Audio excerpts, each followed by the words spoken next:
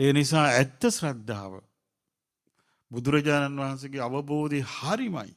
උන්වහන්සේ වදාළ දහම් කරුණු පරම සත්‍යයි කියලා තමන්ගේ හිත ඒ සත්‍යය බැලඳ ගන්න ඕනි.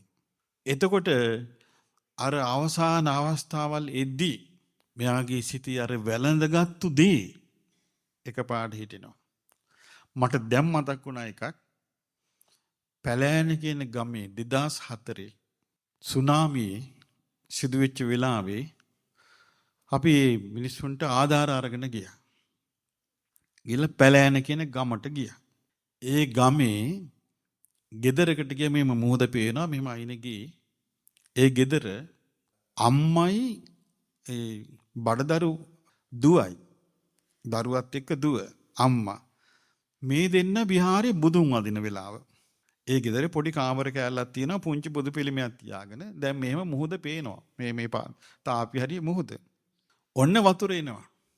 අම්මා එකපාරට කිව්වා පුතේ බුදුරජාණන් වහන්සේ සරණ මිසක් වෙන මොකුත් නැහැ. ඉතිපිසෝ ගාතාව කියපන් කියලා කිව්වා.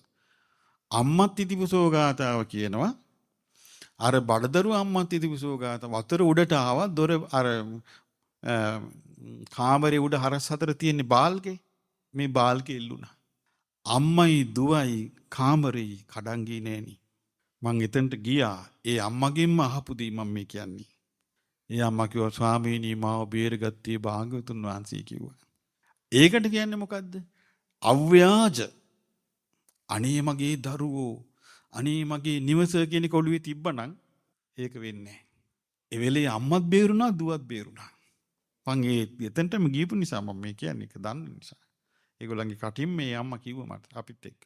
ස්වාමීනි බේරුණේ මෙහෙමයි කිව්වා.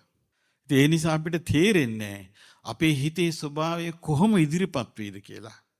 මරණයෙන් මස්තේ විඥානයේ නන්නත්තර වෙද්දී කවුද මේක කැඳවගෙන උප්පත්තියකට යන්නේ කියන කාරණේ අන්න එතනදී අවංකවම පින තමයි ඉස්සරහට එන්නේ.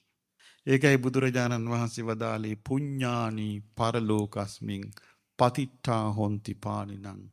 පරලොවට මිනිසයන්ට පිහිටවන්නේ පිනය.